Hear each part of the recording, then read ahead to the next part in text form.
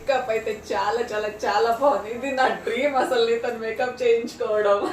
ఒక 6 months తర్వాత after long days నీ స్టేటస్ లో నేను ఉండడం చాలా లక్కీ. Thank you. యాక్చువల్లీ నేను ఒక హాస్పిటాలజిస్ట్. నాకు నేను మమ్మీతో క్లయింట్ అప్పటి